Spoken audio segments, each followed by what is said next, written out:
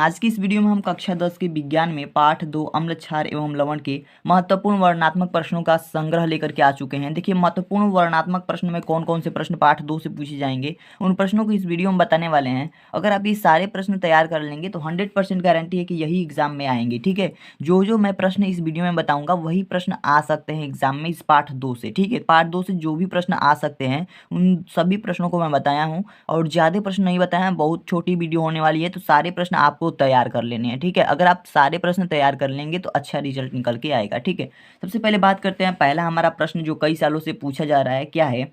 अम्ल तथा क्षारक की आधुनिक अवधारणा क्या है? उदाहरण सहित स्पष्ट कीजिए।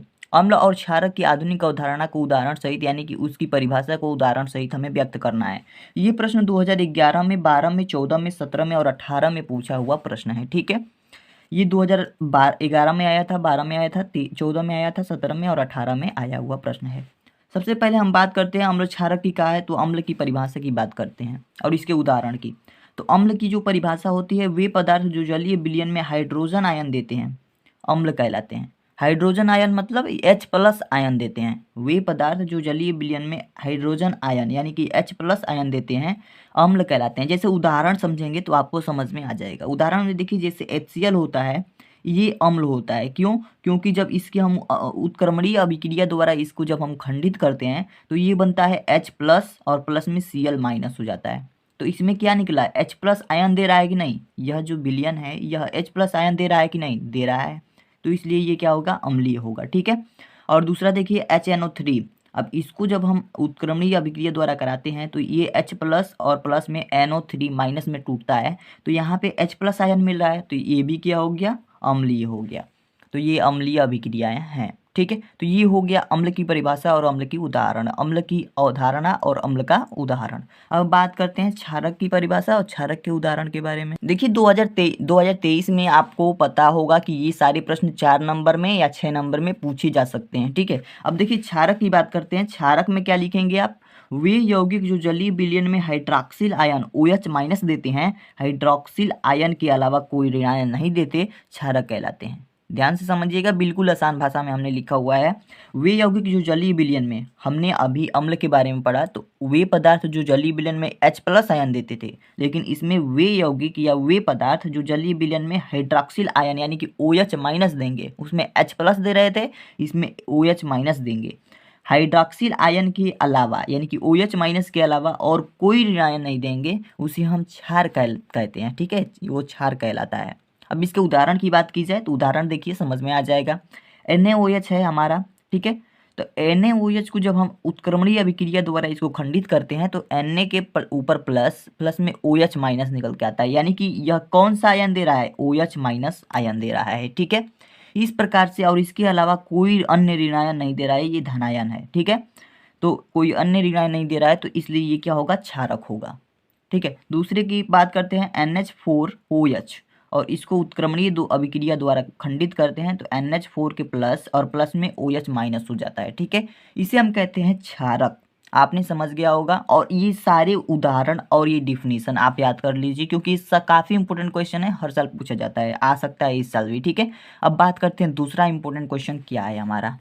अब देखिए, बात करते हैं दूसरे महत्वपूर्ण प्रश्न के बारे में। दूसरा महत्वपूर्ण प्रश्न हमारा है प्लास्टर ऑफ पेरिस बनाने की विधि तथा उपयोग लिखिए। प्लास्टर ऑफ पेरिस बनाने की विधि और उपयोग इतना इंपॉर्टेंट क्वेश्चन है कि हर साल पूछा जाता है। 2018 में, 19 में, 20 में और 22 में पूछा हुआ प्रश्न है। काफ़ी इंपॉर्टेंट क्वेश्चन है, 2023 में आने के 100% चांसेस बनते हैं। तो चलिए हम देखते हैं इसके उत्तर के बारे में। ठीक है, प्लास्टर ऑफ पेरिस कैसे बनाई जाती है? देखिए, जिप्सम को अगर 120 से 130 डिग्री सेल्सियस ताप पर गर्म करने से प्लास्टर ऑफ पेरिस का निर्माण होता है। जब हम जिप्सम को 130 डिग्री या 120 डिग्री सेल्सियस ताप पर गर्म करेंगे तो हमें प्लास्टर ऑफ पेरिस मिल जाएगी। देखिए, इसके बनाने की विधि क्या होती है। बनाने की विधि में आपको यही चीज़ जो हमने अभी बताया कि जिप्सम को 130 डिग्री सेल्सियस ताप पर गर्म करने पर मिलती है, वही चीज़ हमें रासायनिक समीकरण द्वारा दर्शानी होती है, जो बनाने की विधि में आपको पूरे नंबर दिलाता है। ठीक है, तो बनाने की विधि में आपको लिखना है जिप्सम का सूत्र। तो जिप्सम का जो सूत्र होता है, जिप्सम का जो हमारा रासायनिक नाम होता है वो लिख देना है 2, और ब्रैकेट में CaSO4 इंटू 2H2O, ये होता है हमारा जिप्सम का सूत्र। ये जिप्सम हो गया। जिप्सम को अगर हम 130 डिग्री सेल्सियस ताप पर गर्म करते हैं तब हमें प्लास्टर ऑफ पेरिस मिल जाता है। प्लास्टर ऑफ पेरिस का सूत्र जो होता है CaSO4 के होल ट्वाइस इंटू H2O। और प्लस में 3H2O ये बाहर निकल जाता है। ये हो गया हमारा प्लास्टर ऑफ पेरिस, ये हो गया जिप्सम। कब हुआ? जब 130 डिग्री सेल्सियस ताप पर हमने गर्म किया। ठीक है, आसानी से आप समझ गए होंगे। और प्लास्टर ऑफ पेरिस में इतनी चीज़ें लिखनी होती है। उसके बाद से उपयोग आपको लिख देना है, क्योंकि उपयोग इसमें पूछा है। ठीक है, उपयोग कहाँ कहाँ होता है प्लास्टर ऑफ पेरिस का? शल्य चिकित्सा में प्लास्टर करने में। जैसे देखते हैं आप, किसी की बाँह टूट जाती है, किसी के हाथ टूट जाते हैं, तो वहाँ पे आप सफ़ेद सफ़ेद चूना के जैसे लगाया हुआ देखना आपने देखा ही होगा। ठीक है, तो वहाँ पे देखा होगा, तो वहाँ पे इसका प्लास्टर ऑफ पेरिस का प्रयोग किया जाता है। ठीक है, प्लास्टर करने में, हाथ प्लास्टर करने में, पैर टूट जाता है तो पैर प्लास्टर करने में। अब देखिए सांचे और मॉडल बनाने में, सांचे और मॉडल बनाने में जैसे कि मूर्तियाँ बनाई जाती हैं, तो मूर्तियाँ बनाई जाती हैं तो उसका जो मुख होता है, मुख, तो उसमें जो होता है इसका प्रयोग होता है मॉडल बनाने में, किसी खिलौने का मॉडल बनाने में, किसी कार का मॉडल बनाने में। छोटे छोटे खिलौने होते हैं तो इसमें प्रयोग किया जाता है। उसके बाद से खिलौने बनाने में, तो इसमें प्लास्टर ऑफ पेरिस का प्रयोग किया जाता है। ठीक है, तो आशा करता हूँ कि आपको ये दोनों प्रश्न समझ में आ गए होंगे। चलिए देखते हैं तीसरा और अंतिम प्रश्न हमारा क्या है। अब देखिए बात करते हैं प्रश्न नंबर 3 के बारे में। प्रश्न नंबर 3 भी काफ़ी इंपॉर्टेंट है। खाने के सोडा का रासायनिक सूत्र लिखिए, इसके बनाने की विधि का केवल रासायनिक समीकरण लिखिए। देखिए खाने के सोडा का रासायनिक सूत्र लिखना है, इसके बनाने की केवल रासायनिक समीकरण लिखनी है। 2011 में, 12 में, 14 में, 15 में, 16 में, 19 में, 21 में, 22 में पूछा हुआ प्रश्न है। यानी देख सकते हैं आप 7-8 सालों से पूछा जा रहा है ये प्रश्न। काफ़ी इंपॉर्टेंट हो सकता है। 2023 में 100% आने के चांसेस हो सकते हैं। तो आप किसी भी प्रश्न को छोड़िएगा मत। मात्र मैं बस 3 ही प्रश्न इसमें बताया हूँ, और 3 प्रश्न अगर आप तैयार कर लेते हैं तो आपके पार्ट 2 से कोई भी प्रश्न आ जाएंगे तो आप आसानी से कर ले जाएंगे। चलिए बात करते हैं इसके उत्तर के बारे में। तो खाने का सोडा का जो होता है कैसे प्राप्त होता है? बेकिंग पाउडर को ही हम खाने का सोडा कहते हैं। ध्यान रखिएगा, बेकिंग पाउडर को ही हम खाने का सोडा भी कहते हैं। का रासायनिक नाम सोडियम बाइकार्बोनेट तथा अणुसूत्र NaHCO3 है। अब कोई पूछ देगा कि बेकिंग पाउडर का रासायनिक सूत्र लिखिए, तो रासायनिक नाम क्या होता है? Sodium bicarbonate. इसका अणुसूत्र क्या हो जाएगा? NaHCO3।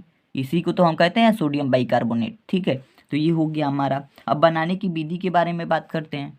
तो खाने के सोडा के बनाने की विधि क्या है? यह सोडियम हाइड्रोक्साइड के सांद्र विलयन में अधिक मात्रा में CO2 प्रवाहित करने पर प्राप्त होता है। जब हाइड्रोक्साइड के सांद्र विलयन में CO2 की अधिक मात्रा में प्रवाहित कर देते हैं CO2 को, तब हमें कौन सा प्राप्त होता है पदार्थ? खाने का सोडा मिल जाता है। कैसे इसकी अभिक्रिया होती है, यहाँ पे इसको आप याद कर लेंगे। ठीक है, जैसे कि 2NaOH जो हमारा सोडियम हाइड्रोक्साइड होता है प्लस CO2, इसके साथ जब हम CO2 मिलाते हैं तो Na2CO3 प्लस H2O बनता है। अब फिर से कह रहा है कि ज़्यादा मात्रा में मिलाते हैं, अधिक मात्रा में मिलाते हैं, तो फिर से हम Na2CO3 में H2O के साथ CO2 फिर से हम मिला देते हैं। ठीक है, तो ज़्यादा मात्रा में जब मिलाते हैं तो 2NaHCO3 बन जाता है, यानी कि सोडियम बाइकार्बोनेट बन जाता है, जिसे हम क्या कहते हैं? खाने का सोडा कहते हैं, या इसे हम बेकिंग पाउडर कहते हैं। तो ये हो गया हमारा इसका निर्माण, कैसे इसका निर्माण होता है, कैसे बनाते हैं। अब देखिए इसके गुणों के बारे में पढ़ लेते हैं। लास्ट अंतिम है हमारा इसके गुण क्या क्या होते हैं खाने के सोडा के? ध्यान से देखिएगा, यह एक सफ़ेद क्रिस्टलीय जल में अल्प विलेय पदार्थ होता है। जो खाने का सोडा होता है एक सफ़ेद क्रिस्टलीय होता है, जल में अल्प विलेय होता है, आधा विलेय और कुछ विलेय हो जाता है, कुछ विलेय नहीं होता है। इसका जलीय विलयन अम्लीय होता है। इसका जो जल में विलयन होता है अम्लीय होता है, यानी खट्टा होता है। ठीक है, तो आशा करता हूँ कि आपको खाने का सोडा, प्लास्टर ऑफ पेरिस और अम्ल क्षारक की अवधारणाएं समझ में आ गई होंगी। ये तीनों प्रश्न इतने इंपॉर्टेंट है कि आपको क्या बताएं, आप तैयार कर लीजिए, फिर एग्ज़ाम देने चाहिए। आप देखिए आपको कितना लाभ मिलता है। ठीक है, तो इस वीडियो में आज के लिए इस चैप्टर के इतने ही क्वेश्चन तैयार करने हैं आपको। अगले चैप्टर के नेक्स्ट वीडियो में हम क्वेश्चन लेकर के आएंगे। तो आज के लिए इतना ही दोस्तों, तब तक के लिए धन्यवाद।